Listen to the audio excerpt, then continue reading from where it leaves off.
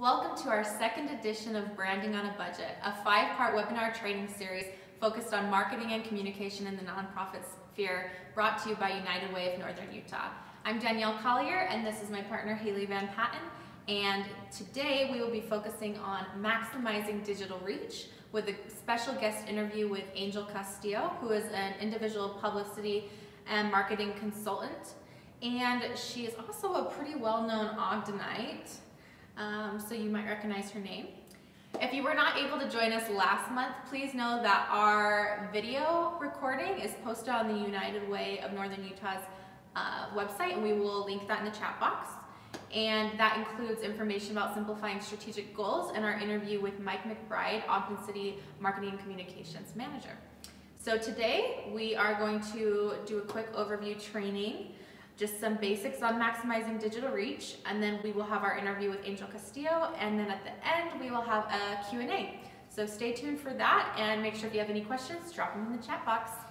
All right, let's get into it. So before we really dive deep, we thought it would be beneficial to start with a couple definitions, because when we're talking about tracking engagement and maximizing your digital reach, you are going to hear the words reach and impressions thrown around a lot between us, and also in Angel's interview in a minute, she'll talk about that a lot. So what exactly is reach? So reach refers to the total number of people who have seen your ad or your content. So for example, if 50 people have seen your ad, that means your ad's reach is 50.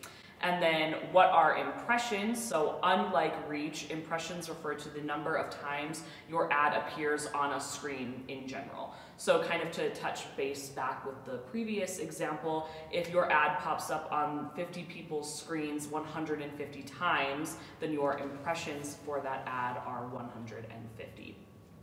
So when we're talking about reach, there are 3 different types of reach. So you have organic reach, paid reach, and then viral reach. So organic reach refers to unique people who saw your content organically or for free. So it just happened to pop up in their feed.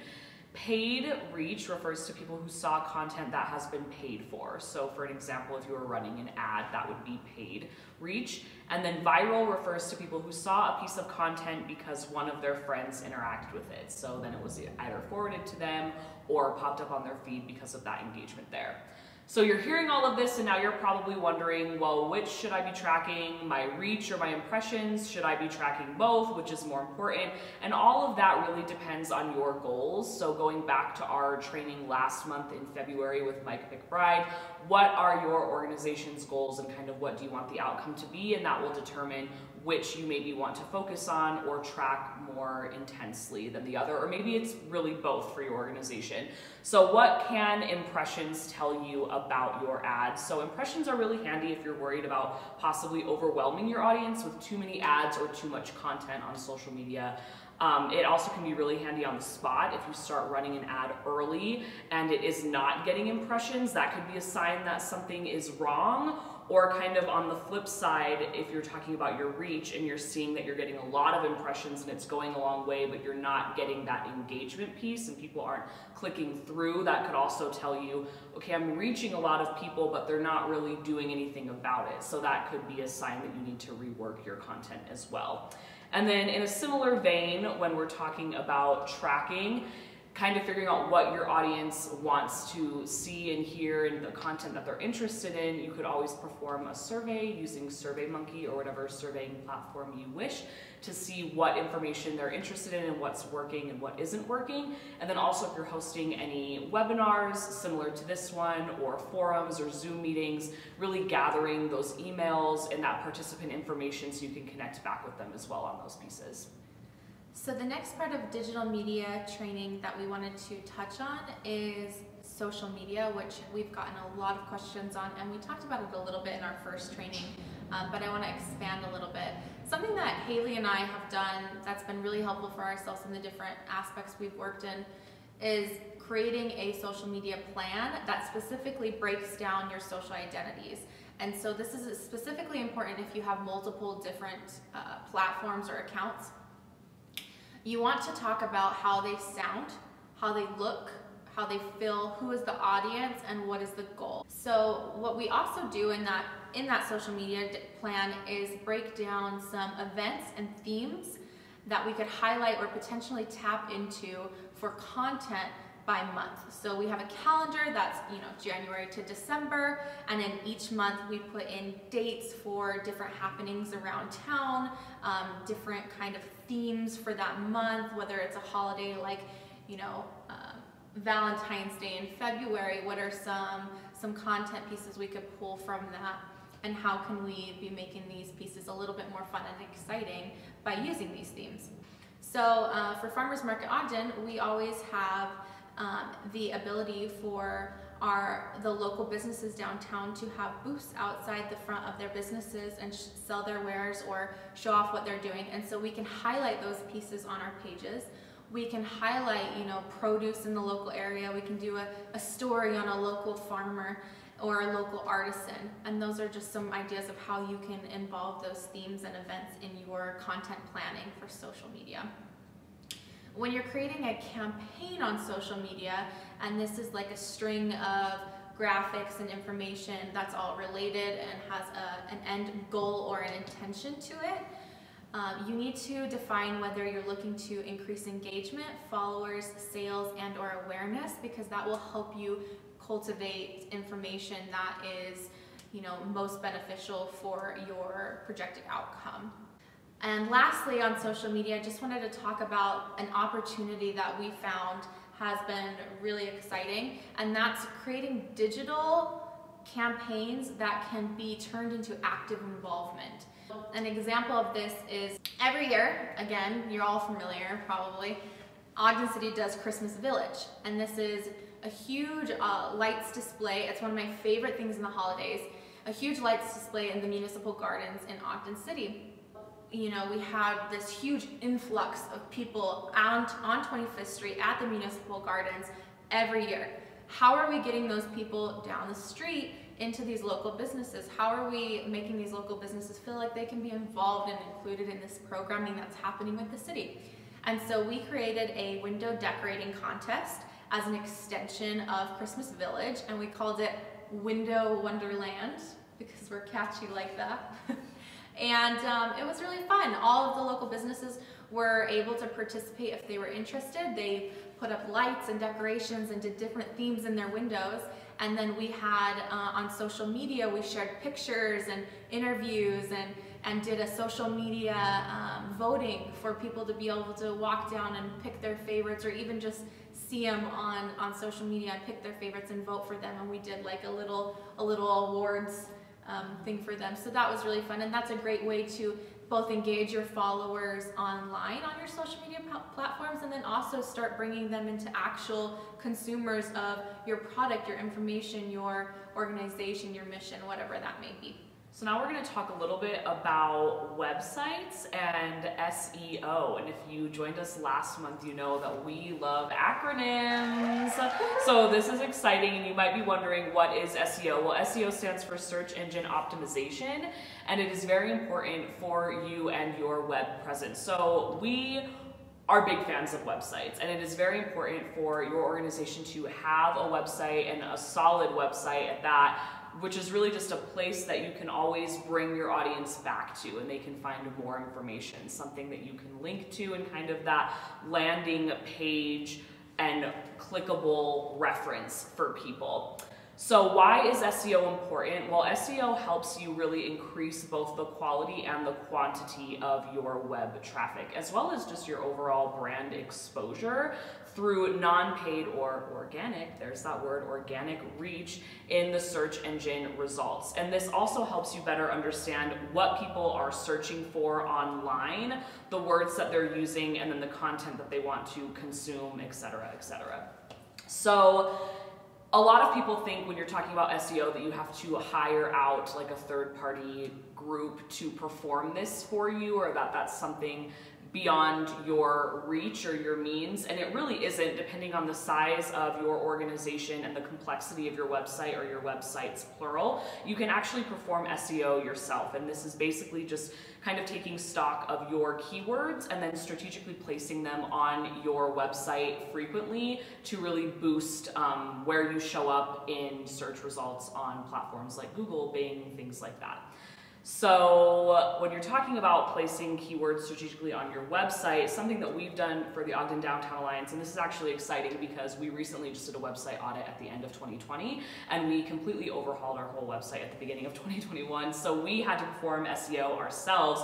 So when we're talking about our mission for supporting local and increasing the community vibrancy in the downtown, some words that we will want to include on our website would be downtown, Ogden, shop local, support local, independent, locally owned businesses, business, things like that, so that when people are looking up places to shop in downtown Ogden, our business directory will pop up, right? Things like that. So you want to make sure that you're being really strategic in the words that you're using, but then also that you know what words people are searching for. And last month, our guest speaker, Mike McBride, actually talked a lot about SEO and gave some great insight. So if you want to hop back and watch that again, or maybe you were there and you remember his tips and tricks, that is awesome. But if you were not able to catch that, definitely watch it because he really got in the weeds about that. And then Angel will talk about it more in her interview as well. But for you and for your organization right now, if you're interested in doing more with SEO, you can also dive into your Google Analytics or your Facebook Analytics as well.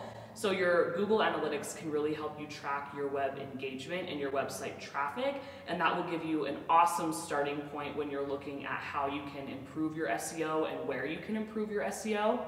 And then also you can use your Facebook Analytics to kind of get the tone for your social media engagement, to see who's engaging with your content, what that audience looks like, what they want to see, the comments that they're making on your posts, things like that. Or if people are leaving reviews on your website, if that's an option that you have, or if they're clicking into your website and out, all things that you can look at to kind of figure out where to go with your SEO.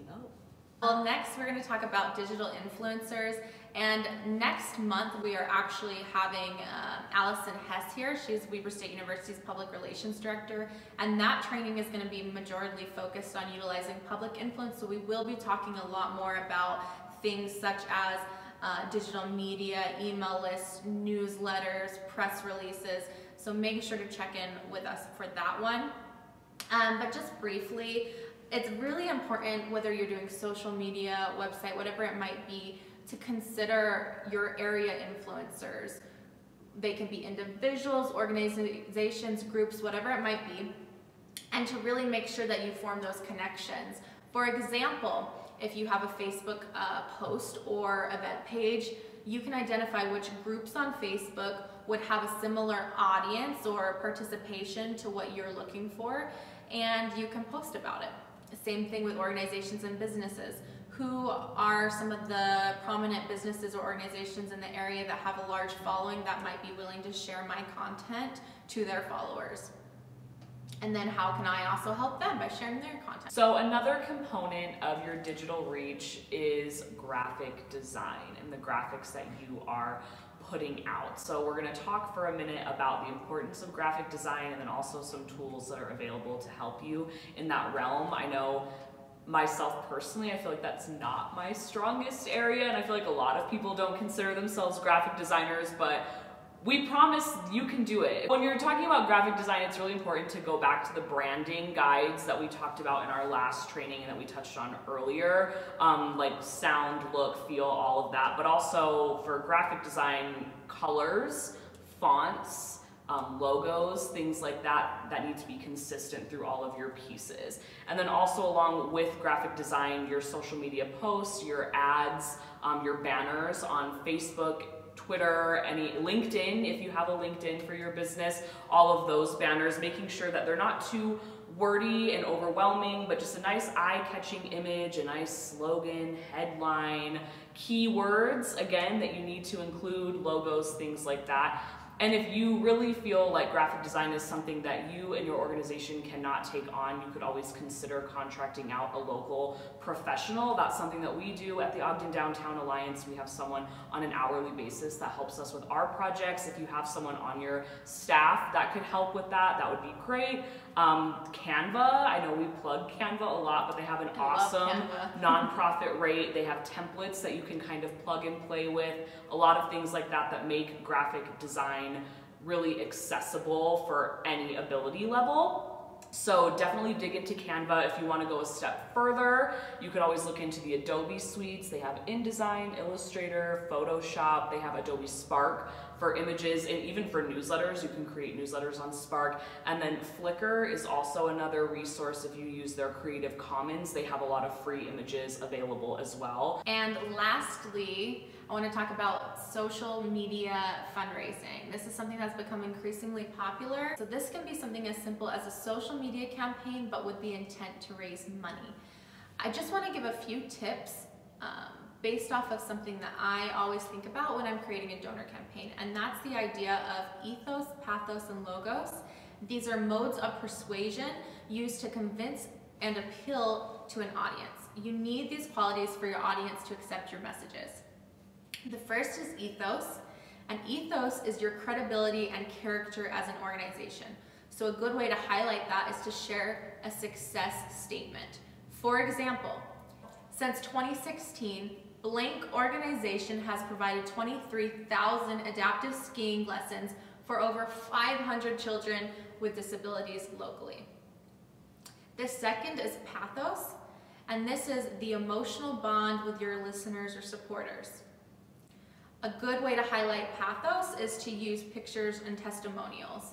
For example, using a photo of a child with disabilities experiencing skiing, along with a statement from the child's mom saying, "Henry gets so excited for his lessons, it makes him feel like every other kid. He tells everyone he's a skier." And lastly, appealing to logos. Logos is the logical and rational argument. And this can be in the form of statistics or numbers. For example, with your donation of $1,000, we will be able to supply 7 local children with disabilities scholarships for 3 adaptive ski lessons. Or another example, lessons include instructors, a personal improvement plan, use of equipment, and ski lift tickets for participants and 1 guardian. So it's very specific, and it gives them information about the impact their money could have. All right, well, that was probably a lot of information. You probably all had some awesome notes. So just a reminder, if at any point you had any questions pop up, please throw them in the chat box below right now. And then we are going to jump into our pre-recorded interview with Angel. And if you think of anything else, any comments or questions during that portion, drop them in the chat box below. And then after that, we'll jump into our live Q&A where we'll facilitate those questions and answers and discussions and everything else, and we'll all have fun. So thank you for joining us, and let's jump into our interview with Angel.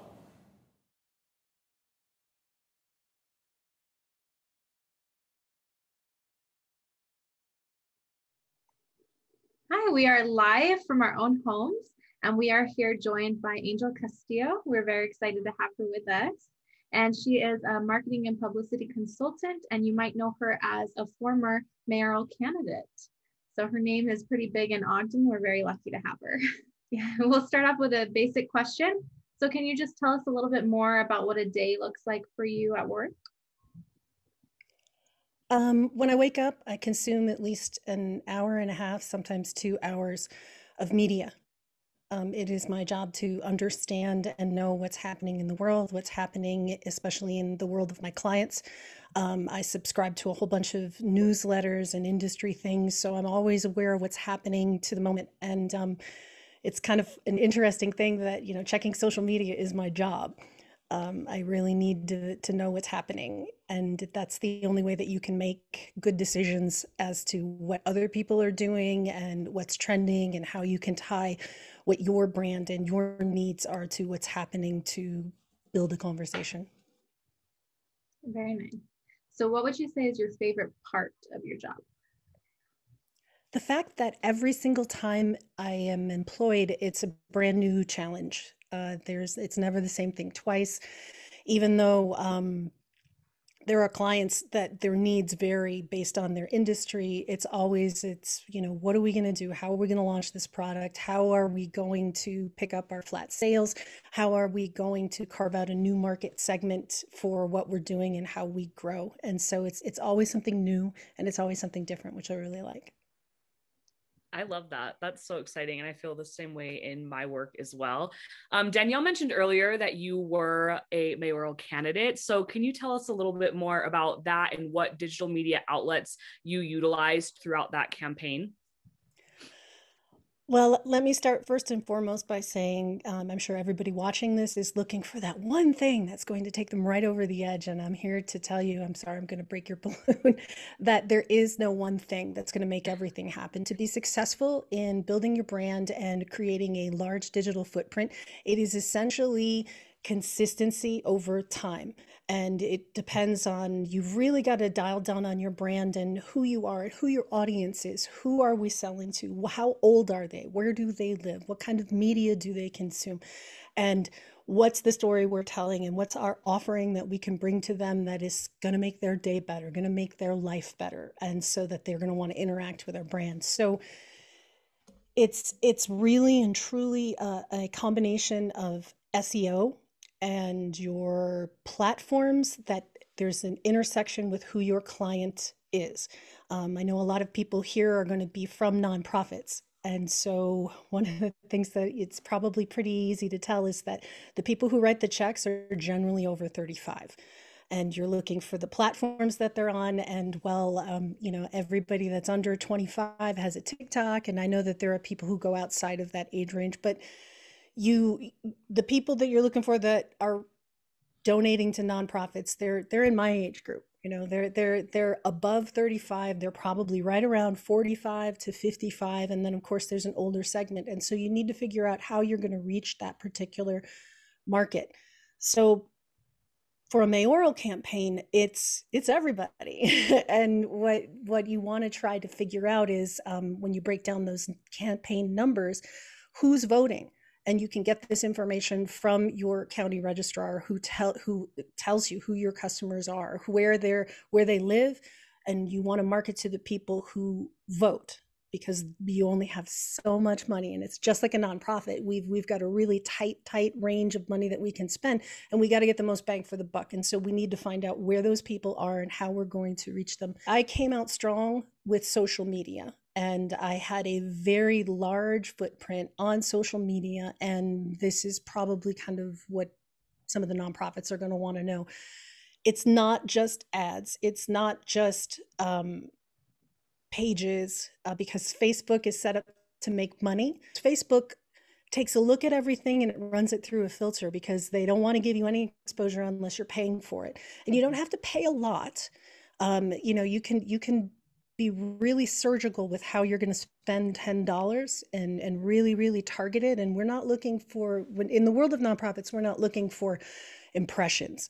We're looking for engagements. We're looking for clicks. What's going to get you to go to my website, to click the donate page and give my nonprofit some money so that we can go on. And of course, all of this thing, again, I keep going heavy into the nonprofits because this is our audience, but this applies to small businesses as well. If I'm a small business or if I'm a nonprofit, I want you buying a product or writing a check, or going to an event or filling out a survey or doing something that engages with my brand. So you have to be hyper targeted with how you're going to use those. You want to really stretch those dollars. And I got a really boots on the ground how to do it in Ogden with the mayoral campaign. My numbers were really, really good. And I'm very happy with how that campaign ran.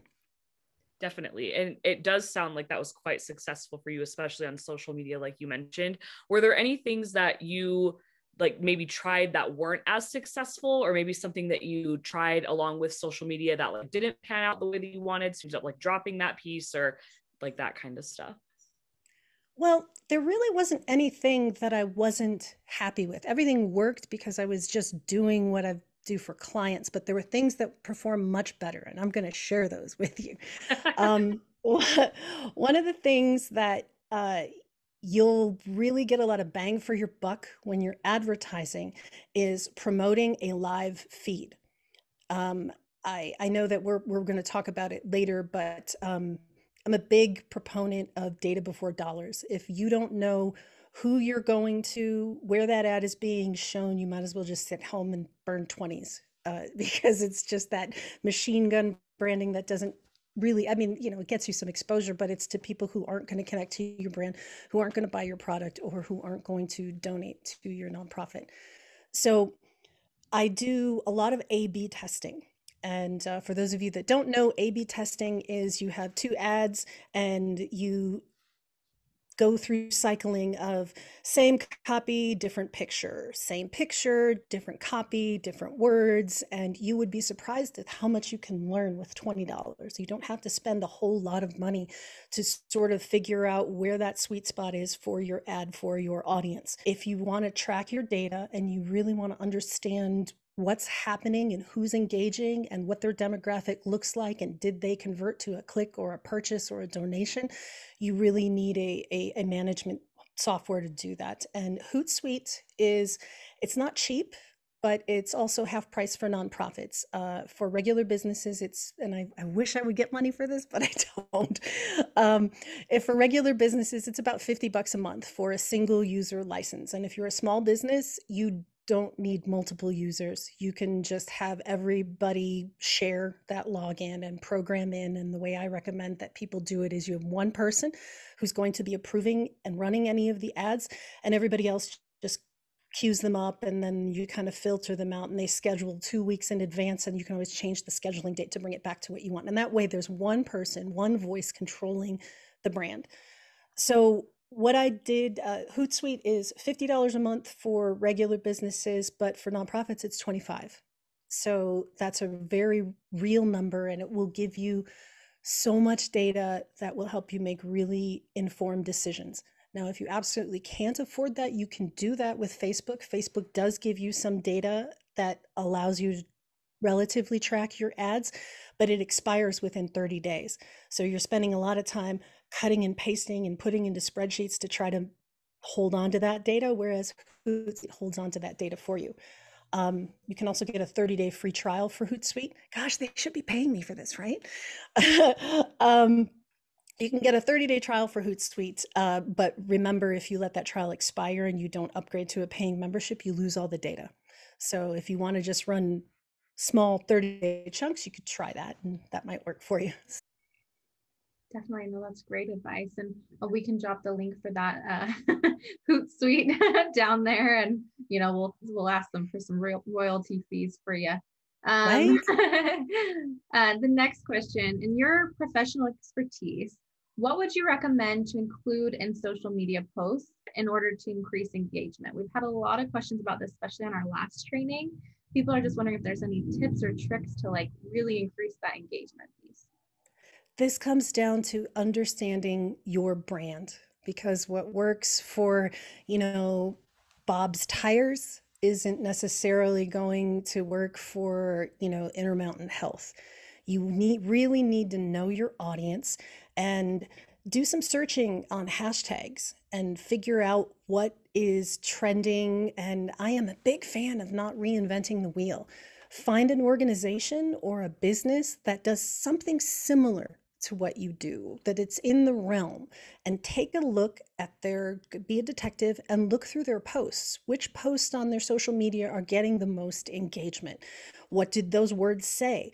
How did that track? And one of the things that I've found with clients is that if you're putting out social media, you should be providing a service. You should be providing a content. There should be a reason that somebody wants to look at your posts, because they're going to give me something interesting to look at, or a product that I'm really excited about, or a tip or a recipe. One of the things, just flat out across all parameters, food. If you can somehow or another put a beautiful food picture up there, and then there's more data that says if there's a person with the food, even if it's just a hand in the shot and here's this fabulous pizza, it tracks better with the hand in the shot. Even better if you have somebody enjoying the fabulous pizza. So it's the photography portion of it is really important. And if you are not a photographer, I highly recommend that you utilize Getty Images. They offer high resolution, fantastic professional photos for free for nonprofits with an embedded link in there. The other thing is, and iPhones and Galaxies are amazing these days. So you can take fantastic photos. Do you need to play around with that? One thing, one of my favorite apps for adjusting photos is called Snapseed. And it works from a phone. Yes, you can use Photoshop, but it's complicated. It's hard to get up to speed. Snapseed is very quick, and almost always, if you're going to be doing really relevant content, it's almost always from your phone. You're somewhere, you see something, you're experiencing something, you're at an event. So using your phone is a really good idea, and then you can just very quickly edit through Snapseed and check out the different photo things and load that up, and you're good to go. And this is, again, if we come back to a tracking software, your gut will tell you what's happening, but data won't lie. So what you want to do is you want to start testing different photos, different content, different topics. And I said it before, but I can't say it enough. The shorter, the better. If you can say it, what you want to say in one sentence, maybe two, that post is going to get more traction because people's have the attention span of gnats these days. So it's really important that you're going to tighten up what you're trying to say. The best way you become an expert at social media is to track your data, is to play, is to look at other brands that are doing what you're doing, see how you can apply that text or that copy or that hashtag to what you're doing and test it, because there is no one thing that's going to work for everyone. Every brand is an individual and very different, and it's up to you as a brand manager to find that voice, find that audience, and then fine tune your messaging so that it's resonating. And I guess another social media question that we've gotten a lot is, how do you promote your social media pages to gain more followers? Friends and family. You start with friends and family, and it's not just inviting them to the page. You have to go the extra mile. You have to send them a message. You have to text them, include the link, or reach if you're using Facebook. And I keep going back to Facebook just because most of my clients, that's where the meat and potatoes lies. Not to say that there aren't other things like Instagram or Twitter. It depends on your brand. But you need to personally invite people. Just forwarding something or sharing a link isn't going to do it. You have to ask. You have to ask for the engagement. And we have a whole bunch of people that are in love with your brand. They're your customers. They're your donors. You need to ask them, and it has to be personal, and you've got to spoon feed it to them. You need to go, here's my link, and here's my Facebook page, here's my Instagram page, and you need to make a game out of it. I need to add 100 followers in 7 days. Can I count on you to share this link with 5 of your friends? I know it sounds a little cheesy, but that's really how it works. You have to ask for 10, you might get 5 or 3. And you want to keep your ask for people as tight and focused as possible. Kind of to shift a bit with those social media campaigns, how do you personally measure your success with your campaigns or the productivity of a campaign? Like what numbers or what like metrics really determine if something was successful or not online for you? For me, it's all about the conversion. I don't care about impressions. Impressions, anybody can get impressions. That's not hard. For sure.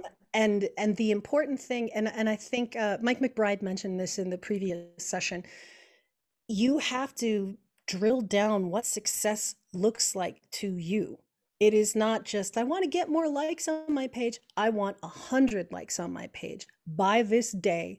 And you're measuring how you're going to get there. You have to measure what matters. If you do not have finite goals, you're never going to get there. You're never going to be able to measure your success. And again, this comes down to, if you're going to use Facebook to monitor your stuff, you got to set up a spreadsheet, and then you got to put all your posts in there and click the engagements and figure out who liked it and all that. There's things that you can drill into, or you can have some sort of social media management that is going to aggregate all of that for you and make your life so much easier. So pick a social media aggregate to get really, really tight on your goals. What am I doing?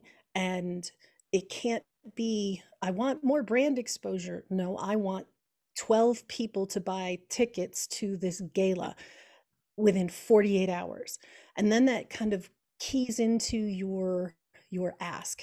I feel like that really transitions into our next point. We wanted to get into more so about like donor campaigns, but really quick, just to circle back to the social media point. I know that you talked about Hootsuite a lot, and it sounds like that is what you campaign for and use, and all, like, that's, you're their biggest fan for that. But do you have any other like hacks or apps that you could recommend in addition to or instead of Hootsuite, or is that like your primary go-to? It's my primary go-to. There's a couple of them out there. And what I would recommend is, everybody's different. Everybody has their own thing of what they want to do.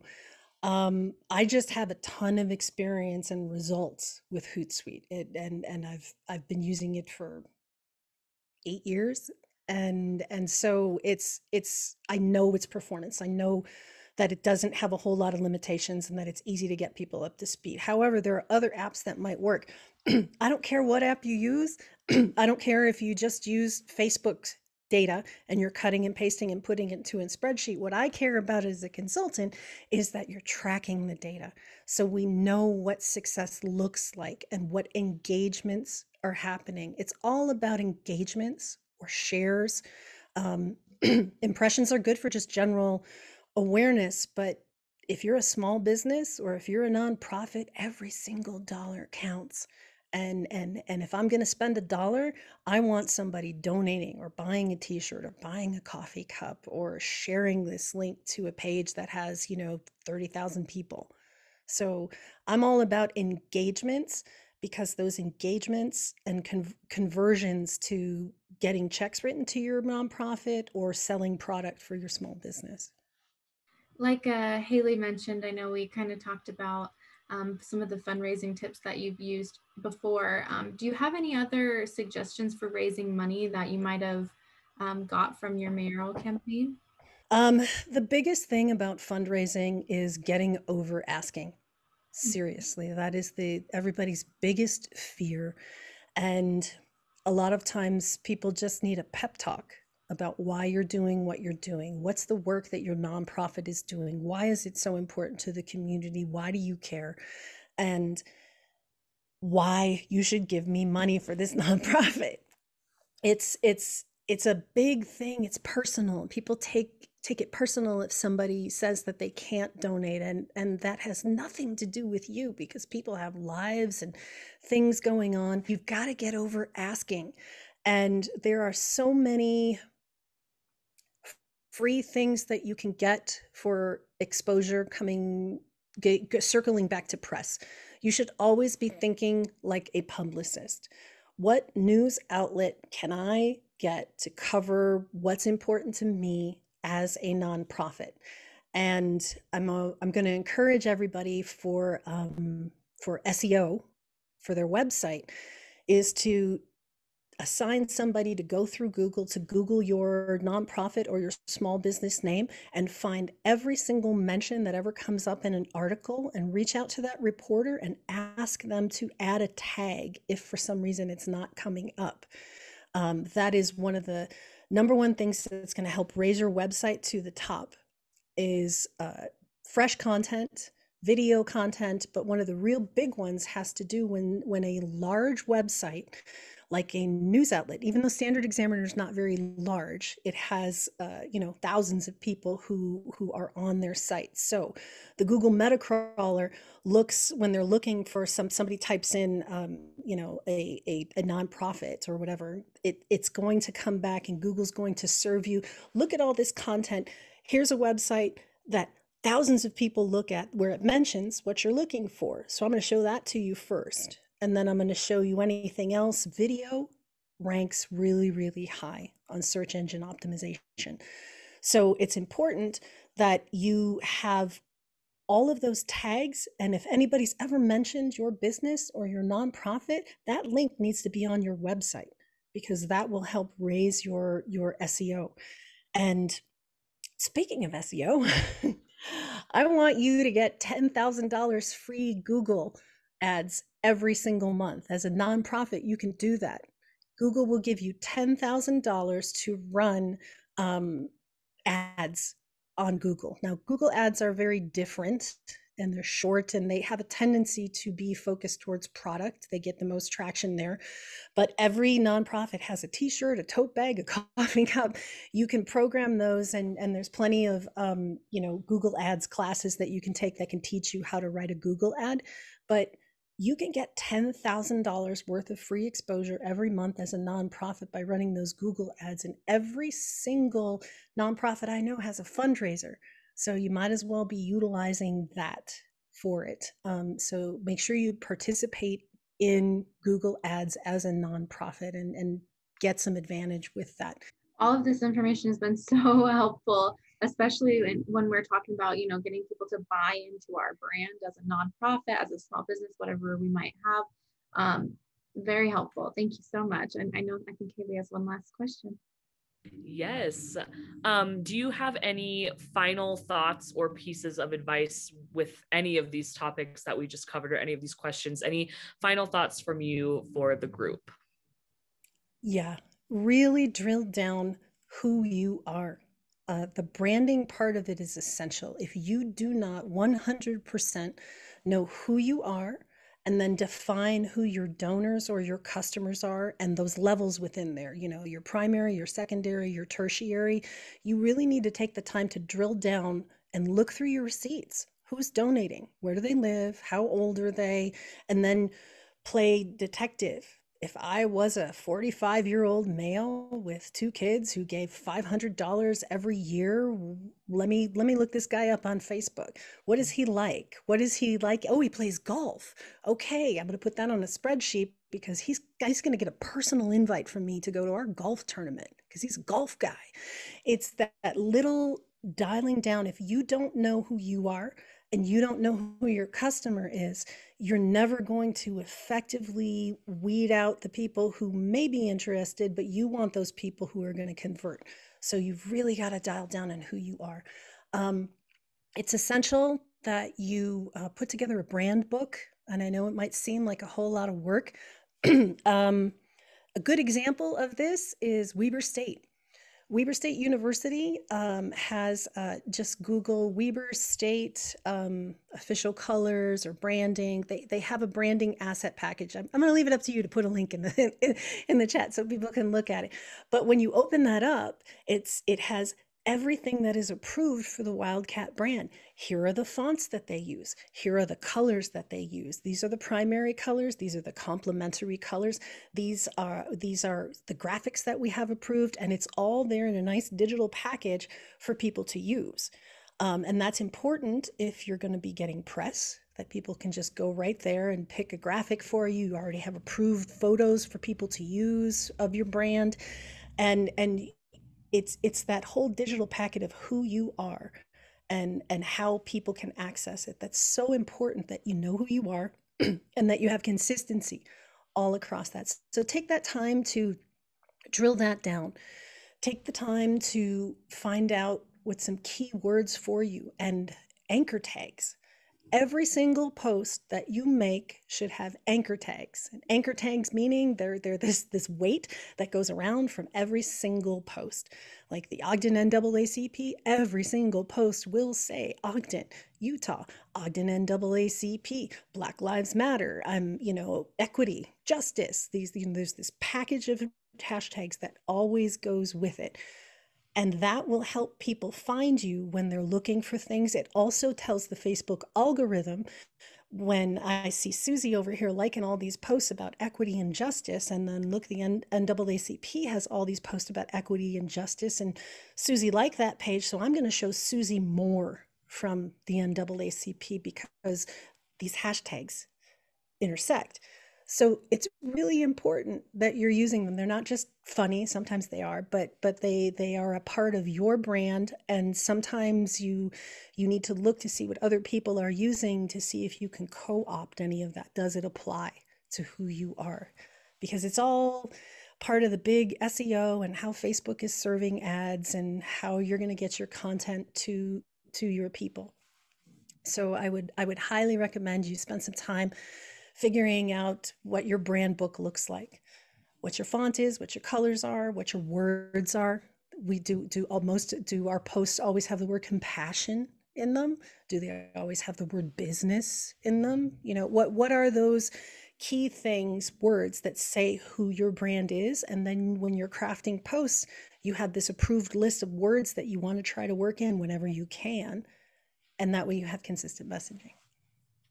I love that. Thank you so much. And thank you again for being here and for joining us. And for everyone who's watching the pre-recorded video right now, we are about to hop into our live Q&A session. So definitely stick around for that, where we will talk more about this and answer any additional questions that you may have. But thank you, Angel, again for being here. It was nice chatting with you and getting to know more about you and your business and your brand, your personal why and why you do what you do. Great. Thank you. I'm really excited to answer some questions. Bring them on.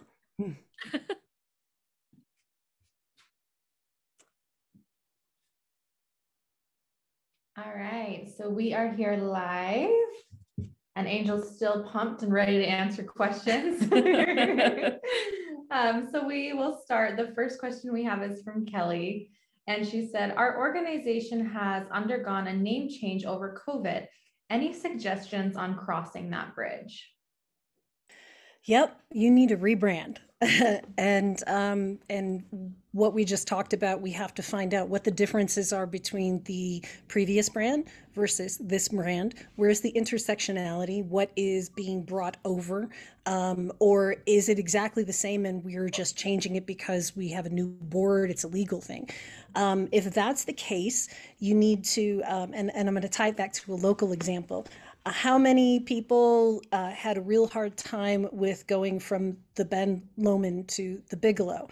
And they could have made that transition a whole lot easier had they rolled out, hey, here's our name change and here's how we go. Something like, Ben is big, right? It's that conversion. And you really need to educate people that there's been a name change. And if anything has changed in your organization with regards to what you do or what you stand for, now's the time to do that. So you literally have to roll this out. If you just leave it alone, you're just going to have all of this confusion. And here's the exciting part. If you're doing something different, if you're expanding what it is that you do or taking away what you're doing or moving to a different direction, that's free press. That is something that you can get a news outlet to cover, and you roll it together with a press release, and here are our new digital assets, and here's what it was, and here's what it is, and let's talk about this. Again, coming back to utilizing press as much as you can, thinking like a publicist. That's great. Also, if you want a good example of a local nonprofit that's recently undergone a brand overhaul, I would check out Ogden Contemporary Arts. I believe they were prior Ogden First, right? And then they just changed to Ogden Contemporary Arts. So they did a really good a rebrand, and you can look at their website, and it has, I'll drop it in the chat box for you guys. Yeah, they did a really good job with that. I know some of the people that work there, and they hired a professional to help them do that. And I'd just like to kind of go out on this. It's not always possible for you as a nonprofit to have the funds to reach out and hire a professional. But one of the things that's really, really important is your brand and your look. If you are going to hire a professional, there's a lot of stuff you can do yourself. But as Haley mentioned, not everybody's a graphic designer. You really want to utilize the assets that you have. And we also have Weber State University. We have people that are going to school for graphic design. So you can go ahead and you can reach out to Weber. And I know I'm kind of bouncing around, but I'm just so excited about everything that Weber has to offer. If you don't know this, Weber State is a Carnegie Institute, and what does that mean? There's only a few hundred of them in the United States, and they signed a charter that says we as a Carnegie Institute are going to use all of our faculty and facilities to give back to the community. So it's not like you're asking for something out of the ordinary. It's part of their charter that they want to help the community. And you as a small business are a part of the community. You as a nonprofit, you're an anchor in the community. The work that you do is necessary. So reaching out to them and finding out, like, look, I have $200 and I need to do this. Can I work with some of your students? Can you help me? Can you recommend where I can go? Because the graphics portion is really, really important. It tells people who you are and they have all of the emotions that are connected with color, and there are images that are inspiring, and don't skimp on graphics. Don't skimp on on help. If you're rebranding, bring in a professional to help you walk through that process. Anything else you could probably figure out on your own. You could probably read a bunch of articles, but that's a key thing because your digital impression is how the world sees you. And if your graphics are low resolution and they're pixelated, it's just not going to serve you, especially if you're asking people for money or you want them to buy your product. We had a follow-up question on that. If we are in fact budgeting for a rebrand, what kind of pricing would you suggest to set aside? It's every client's favorite question. How much is this going to cost? Everybody has a budget. Pardon me. Everybody has a budget, and it's different for every organization. And I encourage you to look at, if you're selling a product, what are your operating expenses? What is your profit? And at a bare minimum, if you as a organization are not spending at least 12%, I'm going to recommend that you spend anywhere up to 20 on marketing and your image and branding. You are going to have a harder time growing than anybody else, because if you're not actively reaching out to engage your audience, if you're actively not making sure that your brand reflects who you are and is resonating with an audience. And let's just go back. How many of you are aware that the Starbucks logo has changed about 15 times since it's launched? Most people are completely unaware of it because the brand change was very subtle, but it moved in accordance to what people were wanting and needing and what the company wanted to reflect with its growth. And these little subtle tweaks really are meaningful. And this is one of the things that I learned working for a really big advertising company. Big advertising companies spend lots and lots of money on focus research and polling, because if you're going to spend millions, you want to spend thousands before you get there. And those little tweaks are really important. You need to have your friends look at things before you put them out. When you're talking about your brand, you need to reach out to other businesses or other nonprofits and say, hey, what do you think? We're all in this together. We're a community. We're all here to help each other. But, you really have to make sure that you're investing in your brand. And when you're doing your yearly budgets, you need to spend a certain amount on advertising and marketing, and the branding portion is part of that. It's not just what am I going to spend on Facebook. And this actually kind of segues to a question that I think Stacy asked about how much do we spend on Facebook ads? It depends on what your budget is. When you can learn, as I said before, you can learn a whole lot with $20. And if you can geo-fence your Facebook ads to only operate in a particular thing. If I want to advertise to people in the East Bench, I can set up a 1 mile geo perimeter for this particular ad, and it's only going to serve to people in that 1 mile area. And that's really important, because then you're going to get a higher rate of conversion as opposed to the entire city of Ogden, which a lot of those people aren't going to be your audience. And also in Facebook, you can set up separate audiences for, I want to advertise to women who like dogs, who live in the East Bench with one 1 mile area, or I want to advertise to people who live in the northern part of Ogden or southern part of Ogden, and you A/B test that. And when you set a budget for your ad, you can learn a lot for $5. Go ahead and test an ad for $5 and set it at 5 and play with it and see what it does, see how it returns, see how it works. So you are in charge of your budget, and you need to make sure that all of your needs are being met with regards to your product, with regards to your nonprofit for, the operational costs, but you have to carve out a particular section of your budget if you want your brand to continue to grow, because nothing happens without work. And it's a tricky place to be, especially with the pandemic. I mean, when the pandemic hit, all of my clients contracted, and I totally understand that, because they had to pay their rent, they had to pay their employees, and they put the marketing and the advertising and the branding on the back burner. And it took about 5 or 6 months until some people started feeling comfortable that they were going to start running advertising campaigns again and start launching. So you determine what that budget is, but always make sure that there's a portion of it, and you can learn a lot with a small amount of money if you're tracking the data. Really great. And I have to give a shout out to Glory too, who posted some incredible advice in the chat box. So definitely read over that. I know that helped me out a lot. So thank you for sharing that, Glory. And Rochelle Weaver State, great. Haley and I are both proud alumni, so we're right there with you.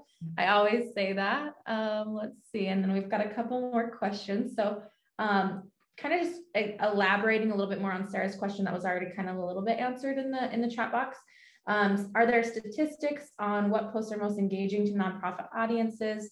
And again, I think that goes back a little bit to what Angel said in the chat box, but also a bit of our original training was considering what your intention is with your post. If you are looking to increase engagement, a picture is always very good to catch their attention, and then making sure your question is open-ended, right? So you want them to actually respond and be able to engage with the content that you're sharing. And so if you post something that they can't really answer or respond to, or they don't feel connected to, then it's not really going to increase your engagement.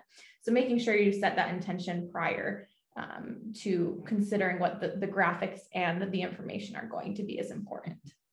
I don't know if you have anything to add to that, Haley or Angel. Yeah, just thinking back to more so my time at Weber State, that's something I always remember in class was talking about social posts, and always to have an image, really clean wording, and then a link or a call to action of sorts, something to have people click back to, which is then again where your website comes in handy. So if you're always linking people back to your site, then you can get that traffic as well.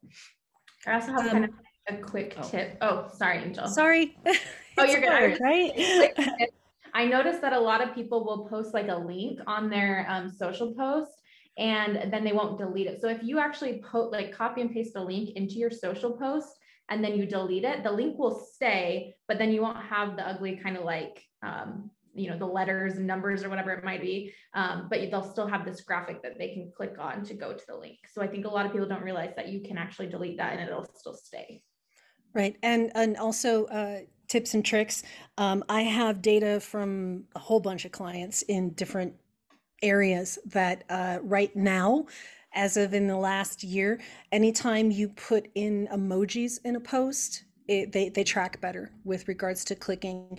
And I'd like to give you a tip for whenever you do events, like you're sharing a food kitchen, or this is going to happen on this day. Literally, I've A/B tested, so-and-so has a open kitchen from this time to this time, blah, blah, blah, blah, blah. And the results go off the chart when I use, when you type in done on an iPhone and it gives you a little green check, right?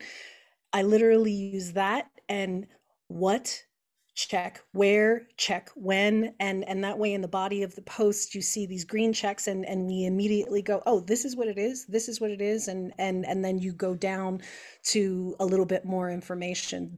The ones with the checks and the actual capitalized who, what, where, when works best for events. I've got really, really good data on that. So use that. Very good. And then our last question's from Abby. How do you ask for money during a pandemic? Any fundraising suggestions during COVID?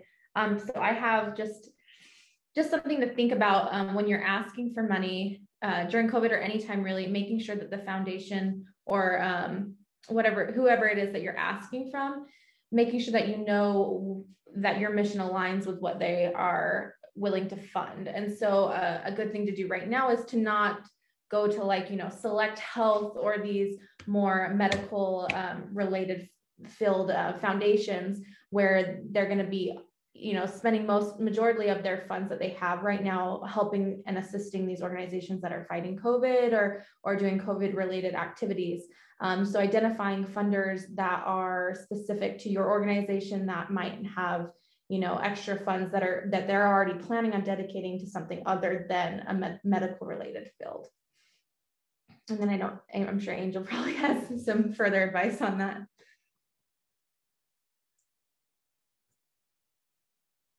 Oh, you're on mute. You're good. It's bound to happen eventually. Yeah, well, at least it was me. I'm sorry, I got distracted with some of the chat. You were asking? You gotta help me out here. Oh, you're fine. So she was just asking, during the pandemic, what right. Suggestions during COVID. Right. Yeah, and you were spot on with making sure that your interests need to align. There's something that's really important if you're going to be doing anything event focused, or if you have a restaurant or a store. When you're taking pictures, make sure that you are taking pictures of people with masks and without masks so that you can swap those back. I found this for some of my clients, and I heard Kim Bowser talk about this somewhere else, and she mentioned it, and she had a whole bunch of people jumping on her, and I had some messages from customers of clients as well. And it's really important that you are letting people know that you are being safe and that you are a safe institution or a safe business. And so in this whole asking for money in the time of COVID as a nonprofit and as a business, it's my recommendation that you literally go for the heartstring sell of, look, we really need you to come in and have a meal at our pick it up to go restaurant from a meal from our restaurant, because we're hurting. We had to lay off, honesty, just let people know, because people want to help and they have no idea that you need help if you don't ask. And this is a perfect example with a nonprofit. A lot of people weren't giving money. A lot of nonprofits couldn't have their traditional fundraising events that they normally do to get those dollars. So it's got to convert to the direct appeal with a call to action, with a tight amount of money. It's much easier for you to raise $1,000 from multiple people and in a faster way than it is to ask for, we need $50,000. People look at that and go, oh, I can only give 20. I'm going to give 20 and that's not going to make a difference.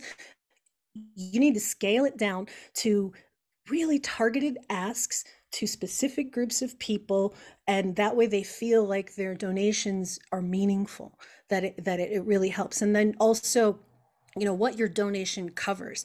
What is my $50 going to get me? My $50 is going to get a single mom 20 hours of childcare, or whatever that is. People need to connect to, everybody wants to be a philanthropist, right? Now, I may only have $20 and I can't really be much of a philanthropist with $20, but if you give me a situation where I get to, my $20 is going to feed a kid for 4 days or whatever that looks like, I'm going to be excited. So start looking at your nonprofits of, what does a dollar get you? What does $5 get you? What does $10 get you? And start targeting those ads, especially when you're looking at younger demographics of 30 and under.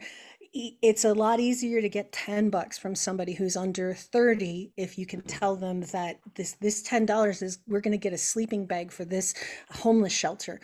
and we're going to give them out, and because we have this bulk deal, and we need to raise $1,000, but can you give me 10 so that I can get one sleeping bag as we move forward? Yes, I can do that. I can feel accomplished with my dollars. Need to make me feel empowered, need to make me feel like a philanthropist that can write a big fat check, because everybody wants to feel good like that. So as a nonprofit, it's your obligation to provide those opportunities to get people to engage with your brand. Yeah, and I think to go off of that too, I think a lot of foundations right now, specifically, a lot of them actually aren't funding this year because they're going through the pandemic too. And so this is a really good time for nonprofits to go back to their grassroots, level of fundraising and get your board involved. If you have a board of 12 people and you have a meeting with them and you say, look, we need to raise, $10,000 by this time, we need your help. Like if each of those 12 people could contact or get in touch with like 5 people, imagine how much grassroots funding you can raise in a short amount of time. And that's, you just kind of have to think outside of the box on this level at this time, but keeping in mind that it's, everybody's going through COVID, even the foundations. So it's definitely a weird time. And that's a great question. So I'm glad you asked. Let me just piggyback on that. If you're going to ask someone for money and you send them a link, it better be right on the page where you put your credit card. Do not send them to the home page where they have to look, because every single time you have a customer that has to do one more thing, the data shows that they're going to drop. Your job as a marketer is to hold the hand and bring the customer to exactly where they need to be, not your home page. If I'm buying sheets, I like linen sheets, then you're going to take me right to the place that has linen sheets where I just go click to buy. So many people make that mistake of here's the link to the homepage. Well, where do I donate money? Nope, right to where they click to put their credit card. All right. Well, I think we are a little over time. You have so much great advice, and we really appreciate your time with us today, Angel. And our past 2 days that we did our pre-recorded. Yes. But thank you so much for joining us, and everybody that logged on. We're really grateful that you were willing to share some time with us today, and we hope this was valuable information for you. If you have any follow-up questions, you're welcome to email us. I will be sending out a follow-up email with another link to that survey so we can get your feedback.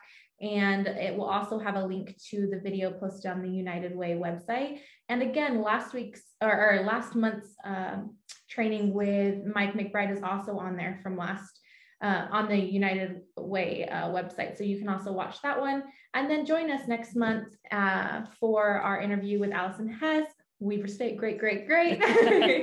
And we would love to have you. So thank you again so much, and everyone have a wonderful day. All right. Thank you. Bye. Bye.